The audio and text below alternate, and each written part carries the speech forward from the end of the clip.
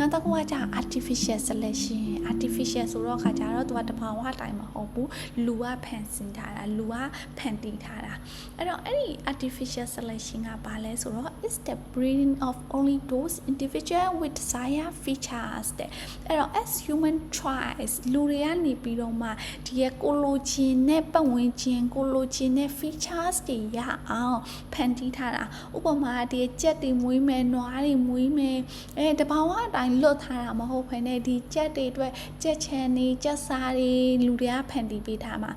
ဒီနွားတွေအတွက်မြက်တွေပြီးတော့နွားကြောင်းတဲ့နေရာတွေအဲ့ဒါတွေအကုန်လုံးကိုလူတွေကဖန်တီးထားတာတဘာဝအတိုင်းမဟုတ်ဘူး rather than environmental factor ဆိုတော့ခါကြတော့ပတ်ဝန်းကျင်ကတကယ်ဖြစ်ပျက်တဲ့ factor တွေမဟုတ်ဘဲနဲ့လူတွေဖန်တီးထားတဲ့ဟာတွေကိုကြတော့ artificial selection လို့ခေါ်မယ်အဲ့ဒီရဲ့ artificial selection ကိုဘာလို့ခေါ်တယ်လဲဆိုတော့ခါကြတော့ selective breeding လို့ခေါ်မယ်ရွေးချယ်ပြီးတော့မှမွေးမြူထားတာမို့လို့အဲ့တော့ဒါလေးကြည့်ရအောင်အဲ့တော့ခါကျဒီပုံလေးကိုကြည့်မယ်ဒီပုံလေးကဘာပြောထားတယ်ထင်လဲပုံလေးအရာဆိုရင်သူကနေပြီးတော့နောက်ပိုင်းကျတော့များလာပါဟုတ်တယ်အစားကြတော့ဒီမှာတီးညံထွက်တော့ကနဲတယ်ဒီမှာဆိုရင်ကကြတော့အများကြီးတီးနေတာဒီရဲ့ဒုတိယမှာဆိုရင်နည်းနည်းလေးဒုတိယဟာများလာတယ်ပြီးနောက်ဆုံးကြတော့ပို့ပြီးတော့မှများလာတယ်အဲ့လိုများလာအောင်ဘာတွေလုံလိုက်တာလဲဆိုတော့သူတို့ကမျိုးစိတ်တွေဆက်လိုက်တာမျိုးစိတ်တွေဆက်ပြီးတော့မှဒီစပါဘယ်လောက်ပူချိန်မှာရရမယ်ရေဘယ်လောက်ထည့်ရမယ်တို့ကဒီ artificial ပတ်ဝန်းကျင်ကိုဒီစပါရှင်တန်နိုင်တဲ့ပတ်ဝန်းကျင်ကိုလူတွေကဖန်တီးလိုက်တာအဲ့တော့ tomatoes used 50 years ago are traditional selective breeding နဲ့အဲ့တော့လွန်ခဲ့တဲ့နှစ်50ကတော့တချေတော့ဘာတွေကိုပဲဆက်သုံးခဲ့ရလဲဆိုတော့ traditional selective breeding เนาะ traditional အတိုင်းပဲဒီမျိုးတွေဆက်တဲ့တဘာဝအတိုင်းပဲလုပ်တဲ့ပြီးတော့ခါကြတော့ why those used to တွေအခုကြတော့ဘာကိုသုံးလဲဆိုတော့ modern selective breeding နဲ့ modern selective breeding ကိုသုံးမိတယ်ကဲအဲ့တော့ traditional နဲ့ modern နဲ့ဘာခွာမယ်ထင်လဲtraditional ကတော့ရခင်ပုံစံတိုင်း modern ကတော့အတစ်ထုတ်တယ်အတစ်တွေဆိုတော့ဘာကြီးလုံးမထင်လဲအတစ်တွေရတာဟိုyear 12 presentation တော့ငါပြောခဲ့တယ်အဲ့ဒီရဲ့စပန်နန်လေးကြောင်းရင်းတစ်ခုနဲ့ပေါင်းဟုတ်တယ်ဂျင်းတစ်ခုတည်းပေါင်းလိုက်တာ gene editing လုပ်လိုက်တာအဲ့တော့ဒီရဲ့ vitamin E ကျယ်ဝမှုနည်းနေတဲ့ vitamin E မရှိတဲ့စပန်နန်လေးကို vitamin E ပါခြင်းနဲ့ဆိုရင်အဲ့ဒီထဲမှာ vitamin E ပါမဲ့ gene လေးကိုထည့်ပြီးတော့မှဒီရဲ့စပါးလေးကိုစိုက်လိုက်တာအဲ့ဒါဘာလဲဆိုတော့ gene editing လုပ်ပြီးတော့မှစိုက်တာ modern selective breeding ဒီချေကိုငကိုတော့ကတော့ traditional ကကြတော့ဒီရဲ့တမက်ရိုးကြအတိုင်းဒီအစိတ်လေးတွေကိုပြိုးပြီးတော့မှစိုက်တာနောက်ပိုင်း modern selective breeding ကကြတော့ဂျင်းတွေပြောင်းလိုက်မယ်ပြောင်းပြီးတော့မှအထက်နှုန်းတွေတိုးအောင်လိုအပ်တဲ့ vitamin တွေပါအောင်လုပ်ပြီးတော့မှစိုက်လိုက်တာအဲ့တော့ဒီ two types of methods are very different နဲ့ကဲဒီရဲ့ two types of methods ဆိုတော့ဘာ methods တွေကိုပြောရလဲဒီကောင်လေးကဘာလေးကိုရည်ညွှန်းတာလဲ two types of methods က traditional modern လားဟုတ်တယ်ဒီရဲ့ traditional နဲ့ modern two types of methods နှစ်ခုက very different နဲ့ခြားနားမှုရှိရတယ်အဲ့တော့ traditional method ကဘာလဲဆိုတော့ဒီရဲ့ farmers ဒီလယ်သမားတွေကဒီအပင်တွေကိုမျိုးစိုက်တဲ့အချိန်မှာသူတို့ကအဲ့လို gene editing တွေလက်တက်ခွဲကန်ထဲမှာလောက်တာမဟုတ်ဘဲနဲ့သူတို့ကအထွက်နှုံကောင်းမို့အတွက်ဒီမြေဩဇာတွေထည့်မယ်ပြီးတော့ခါကြတော့ဒီလိုအပ်တာတွေပြင်ဆင်မယ်အဲ့ဒီအတိုင်းပဲသူတို့က traditional အတိုင်းတွားတာအဲ့တော့ they produce wheat very similar to the wheat used today တဲ့အဲ့တော့ဟိုရှိနှစ်50ကတည်းကဒီရဲ့ဂျုံတွေပြောင်းနေစိုက်တာအခုစိုက်တဲ့နည်းနဲ့တူတူပဲ traditional ကအဲ့တော့ဘယ်ကာလမှာဆိုရင်စိုက်မယ်ဘယ်မြေစူလာတွေသုံးမယ်ဘယ်လိုရေတွေကိုဘယ်လိုသွင်းမယ်အဲ့ဒီရဲ့ traditional အတိုင်းပဲအပြင်မှာစိုက်တွားတာတက်ခွက်ခဲနေမှာမဟုတ်ဘူးthey also produce many familiar vegetables တဲ့အဲ့တော့ဒီရဲ့ဟင်းဟင်းရွက်တွေကိုလည်းအဲ့ဒီဟိုးရှေရှေတော့စိုက်တယ်လို့ပဲအခုထိစိုက်တာ traditional method အဲ့တော့သူတို့ကဒီရဲ့ traditional method ကိုသုံးပြီးမဲ့မျိုးစိတ်အတစ်တွေရအောင်ကြတော့သူတို့ကဘာကိုသုံးလဲဆိုခါကြဒီရဲ့ brassica ဆိုတဲ့ဒီတောရိုင်းမုံညင်လေးတောမုံညင်လေးသူရဲ့ brassica ရဲ့ scientific name ကကြပါလဲဆိုခါကြ brassica oleracea အဲ့တော့ဒီရဲ့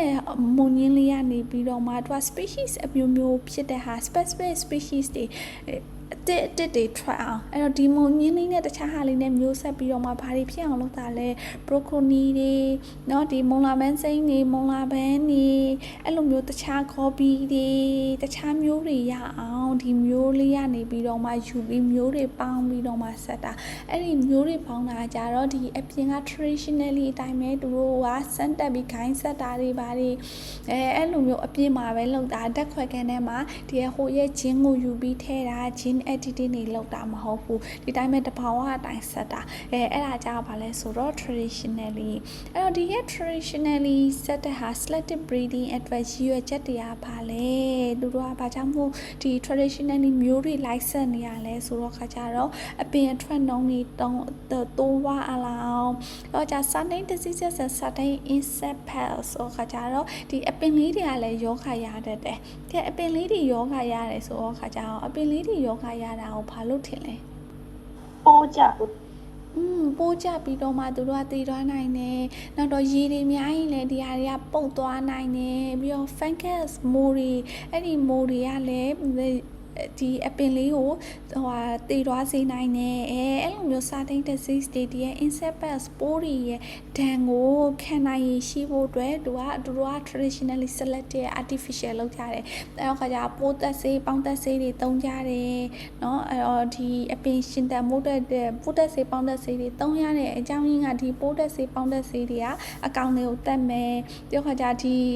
ပိုးသက်ဆေးပေါင်းသက်ဆေးတွေကမြေစီလာနဲ့ဝင်သွားမယ်ဆိုရင်သူတို့ကဒီအကောင်တွေရဲ့ဟိုဟာကိုလည်းဒဏ်ကိုလည်းခံနိုင်သွားတယ်နောက်တစ်ခုကတော့ဘာအတွက်လဲ for survival in harsh climate ဆိုတော့ကြာရာသီဥတုတွေအရင်ပြင်းထန်ပြီးပြောင်းလဲတာတွေကိုလည်းခံနိုင်ရရှိအောင်အဲ့လိုခံနိုင်ရရှိဖို့အတွက်သူတို့တွေကဘာတွေကိုမျိုးဆက်ကြလဲဆိုတော့ခါကြတော့ new strain of the plants တဲ့နော်ဒီအပင်တွေအတစ်တွေကိုမျိုးဆက်လိုက်တဲ့မျိုးရိုးပိစာအတစ်လေးတွေကိုအဲ့တော့ခါကြတော့ဒီအချိန်ကြာကြီး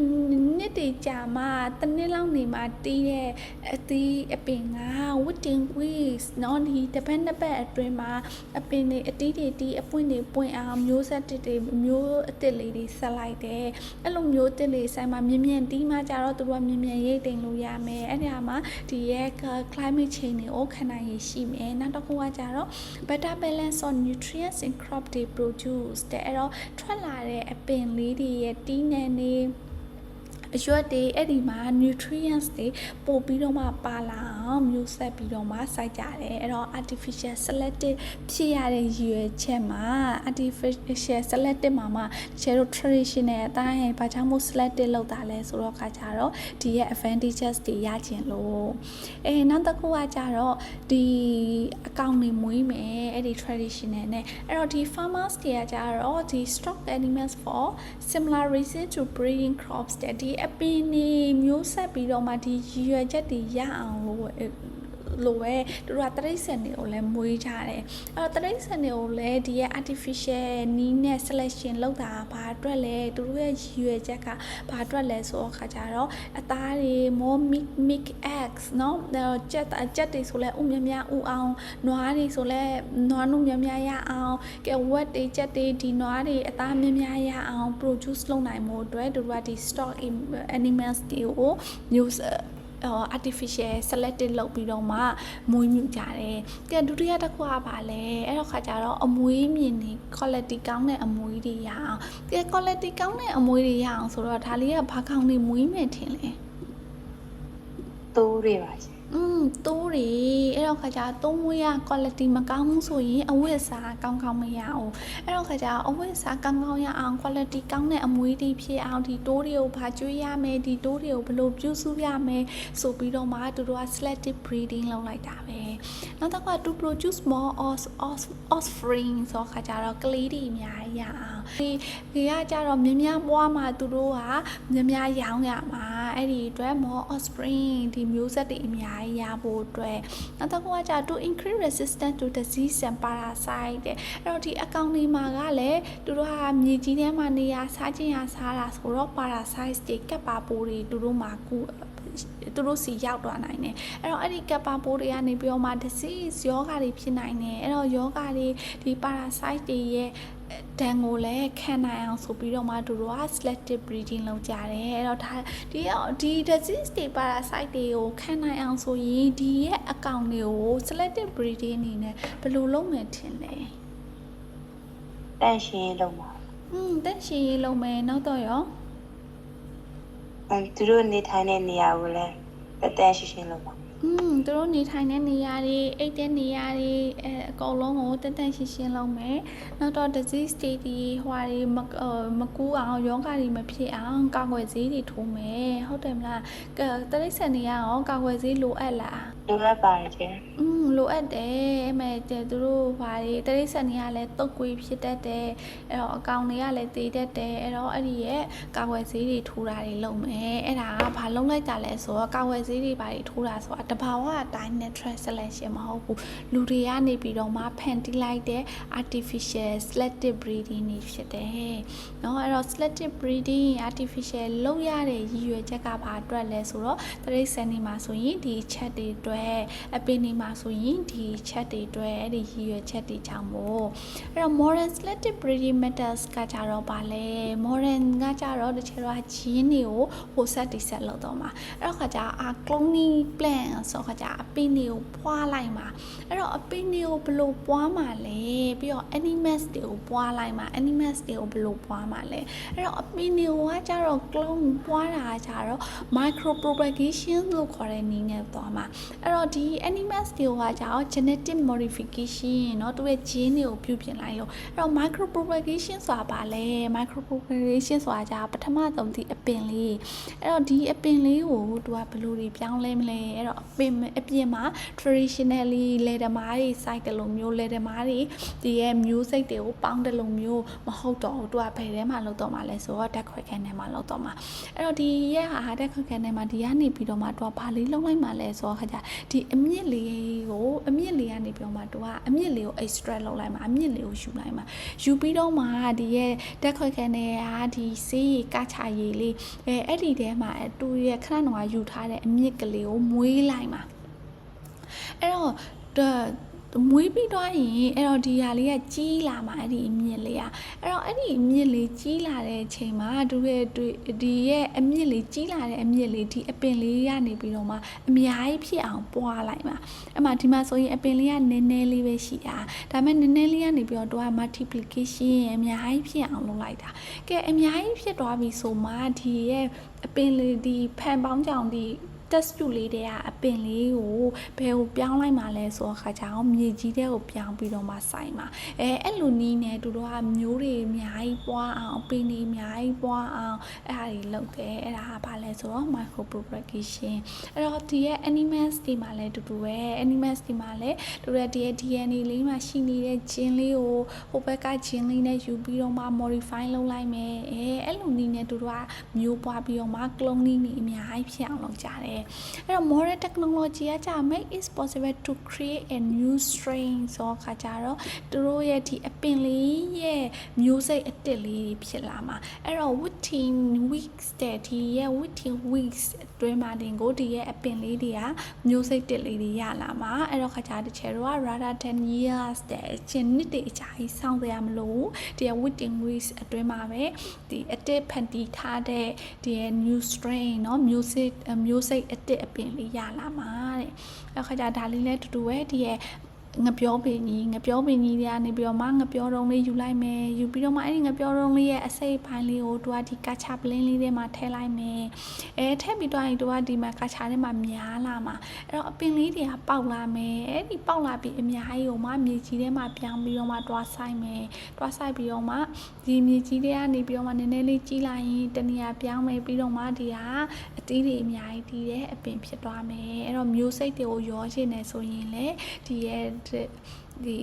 ဟွာနေပြီးတော့မှငပြောမင်းရဲ့မျိုးစိတ်လေးကိုယူပြီးတော့တခြားရောချင်တဲ့ဟာလေးတွေကိုယူပြီးတော့မှ decorate နဲ့လုပ်တာအဲ့တော့ဒါကဘာလဲဆိုတော့ micro propagation ဒီရဲ့အပင်တစ်ပင်လုံးယူစရာမလိုတချေတော့ဒီခဏတော့အပင်လေးဆိုလဲအမြင့်ကလေးယူရဲဒါဆိုရင်လည်းဒီရဲ့သူ့ရဲ့ပင်စီလေးကိုယူတယ်အဲ့ဒီ tissue လေးနည်းနည်းလေးယူရနဲ့တင်ကိုအပင်တွေအများကြီးပွားလို့ရတော့ပြီအဲ့တော့ဒီ natural selection နဲ့ artificial selection ကြာ different cells တွေကပါလဲအဲ့တော့ကြာ environment ကရွေးလိုက်တာကြာတော့ natural လား artificial လား natural ပါ environment ကရွေးလိုက်တာ environment factors တွေကြောင့်မို့ environment က changes တွေဖြစ်တဲ့အတွက်ကြောင့်မို့လူတွေတိရစ္ဆာန်တွေ organism တွေက adaptation ဖြစ်တာရွေးချယ်ခံလိုက်ရတာကြတော့ natural selection ကဲအဲ့တော့ artificial selection ကရောဘယ်သူတွေကရွေးလိုက်တာလဲ လူတွေကပါချင်လူတွေကဖန်တီးလိုက်တာ human influencers တွေကြောင့်မို့ဒီရဲ့အပင်လေးတွေကမျိုးစိတ်တွေပြောင်းသွားတာအဲ့တော့ဒီ natural selection မှာဆိုရင်သူက produce greater biodiversity ဆိုခါကြတော့အများကြီးဒီရဲ့မျိုးစုကွယ်တွေအများကြီးဖြစ်လာမှာ။ဘာကြောင့်မို့လဲပြောင်းလဲတော့တဲ့ပတ်ဝန်းကျင်နဲ့လိုက်ပြီးတော့မှဒီရဲ့မျိုးစိတ်တွေကသူတို့ဘာသာသူတို့ automatic variation တွေဖြစ်တော့မှာ။အဲ့တော့ variation တွေဖြစ်တဲ့အတွက်ကြောင့်မို့ greater biodiversity ဖြစ်မှာ။အဲ့တော့ artificial မှာကျတချို့လိုချင်တဲ့ဟာလေးကိုပဲဒီမူရင်းကနေပြီးတော့မှလိုချင်တဲ့ဟာလေးကိုပဲ difference ဖြစ်အောင်လုပ်လိုက်တာ။အဲ့တော့ဘာလို့မလဲ from native generation ဆိုတော့ခါကျမူရင်းမူလဇာတိလေးမူလဂျင်းလေးအဲ့ဒါနေမှာ differentဖြစ်အောင်ထုတ်လိုက်တဲ့ဟာကြတော့ artificial selection နောက်တော့ natural selection ကကြ male to new species တဲ့မျိုးစိတ်အတစ်တွေဖြစ်စေတယ်ဒီရဲ့ artificial က does not result in new species သူကမျိုးစိတ်အတစ်တော့မဟုတ်ဘူးဒီက modify လုပ်ထားတဲ့မျိုးစိတ်ပဲပေါ့နောက်တော့ကကြတော့ဒီ natural မှာဆိုရင် outbreeding is common and leading to hybrid figure တဲ့သူမျိုးကမျိုးတဲ့အတစ်တွေထွက်တယ်သူတို့ဘာသာသူတို့မျိုးတွေဆက်ပြီးတော့မှမျိုးစိတ်တွေဟွာရတာအဲ့တော့ဒီ artificial ကြတချေတော့ကြမျိုးဟောင်းကိုပဲမူရင်းဒီရဲ့ native generation ကမျိုးဟောင်းကိုပဲပြန်ပြီးတော့မှပြုတ်ပြင်ပြီးတော့မှအတစ်ဖြစ်အောင်လုပ်တာအဲ့တော့ဒီလိုမျိုးစိတ်အတစ်ထွက်တာမဟုတ်ဘူးအဲ့တော့ဒီကောင်လေးကကြတော့ဒီဝတ်မုံလေးတွေကြာရမယ်ကြာရရင်လည်းအဲ့ဒီဝတ်မုံလေးတွေကနေပြီးတော့မှတခြားဝတ်မုံကလည်းအနာလာကြာရင်လည်းမျိုးစိတ်အတစ်လေးတွေထွက်လာမှာကျဲတို့ဒီ artificial ကကြတော့အဲ့လိုမျိုးလေတိုက်ရင်လည်းဝတ်မုံလေးကြာလာမဟုတ်ဘူးသူကျဲတို့ရဲ့မူရင်းမျိုးစိတ်လေးကိုယူပြီးတော့မှစိုက်တဲ့အတွက်ကြောင့်မို့သူကကြတော့ဟွာဖြစ်မယ်เนาะဒီရဲ့ဟွာကိုဖာကိုအသစ်ဖြစ်တဲ့ hybrid ဖာကိုမရအောင်ပေါ့နောက်တစ်ခုကကြတော့ artificial ကကြတော့ relatively fast process တချို့တော့ lab ထဲမှာလုပ်တဲ့အတွက်ကြောင့်မို့မြင်ရတယ်အဲ့တော့ witting weeks တဲမှာရတယ်အဲ့တော့အကြာကြီးနှစ်တွေဟွာတွေစီးဆောင်စရာမလိုဒီကောင်ကကြတော့ natural ကကြတော့တဘာဝကိုလိုက်လျော်နေထွေပြီးတဖြည်းဖြည်းပြောင်းလဲတာဖြစ်တဲ့အတွက်ကြောင့်မို့ပတ်ဝန်းကျင်ပြောင်းလဲမှာသူတို့ကလိုက်ပြီးတော့မှပြောင်းလဲတဲ့အတွက်ကြောင့်မို့ many years အချိန်ကြာကြီးလိုတယ်နောက်တော့ခါကြတော့ဒါ proportion of heterozygous individual in the population remain high တဲ့အဲ့တော့ဒီရဲ့တက်ရှိဒီရဲ့ဗီဇဟွာတွေကွဲပြားတာတွေ heterozygous တွေချိုးမြင့်ပါတယ်ဘာကြောင့်မို့လဲသူတို့ကဆက်ချင်တယ်လို့ဆက်တာတဘာဝအတိုင်းအဲ့တော့ဟိုဘက်ကပန်းဝင်းမုံလေးကဒီနားကျလာတယ်ဟိုဘက်ကပန်းဝင်းမုံလေးကဒီနားကျလာတယ်သူတို့ကတဘာဝအတိုင်းဆက်ချင်တယ်လို့ဆက်တဲ့အတွက်ကြောင့်မို့ heterozygous တွေဖြစ်နိုင်တယ်ဒါပေမဲ့တချို့တို့ဒီဟိုမှာ artificial မှာကျတော့ heterozygous ဖြစ်နိုင်ကြနည်းတယ်ဘာကြောင့်မို့လဲဆိုတော့တချို့တို့ယူတာဒီ native generation ကနေပဲယူပြီးတော့မှသွားပြီးတော့မှမျိုးတွေဆက်တာမို့လို့သူက heterozygous ကနည်းနိုင်တယ်တဲ့အဲ့ဒီကလေးဆိုလဲတူပဲဒီရဲ့တစ်ကလအုပ်လေးတွေကအပင်အမြင့်ကြီးရှိနေတူတို့ရှင်တန်မို့အတွက်တူရဲ့ anatomical changes တွေအဖြစ်မှာ adaptation တွေဖြစ်မှာကဲအဲ့တော့တချို့တို့ခွေးလေးတွေကကြတော့တူတို့ကတဘာဝအတိုင်းမဟုတ်ဘူးအဲ့တော့တချို့တို့လမ်းမေးမှာခွေးကဝဲစားနေတော့အမွေးတွေကနည်းနေမယ်အမွေးတွေနည်းနေတဲ့ခွေးဝဲစားလေးကိုတချို့တို့ခေါ်ပြီးတော့မှဒီဟာလေးကိုဆေးကုပေးမယ်တချို့ artificial ဖန်တီးပေးလိုက်မယ်ဆေးကုဝေးပြီးကောင်းမွေးလိုက်မယ်ဆိုရင်သူကငကိုအတိုင်းအမွေးတွေပြန်ထွက်လာပြီးတော့မှသူကကောင်းရှင်းတတ်နိုင်တယ်အဲ့လိုမျိုးလူတွေကလုတ်ပေးလိုက်တဲ့ဟာကြတော့ဒီရဲ့ selective breeding ဒီကောင်တွေကကြတော့တဘာဝအတိုင်းမှာပဲ environmental changes တွေကိုလိုက်လုံးညီထွေဖြစ်အောင်နေတဲ့ natural selection အဲ့ဒါလေးတွေဖြစ်မယ်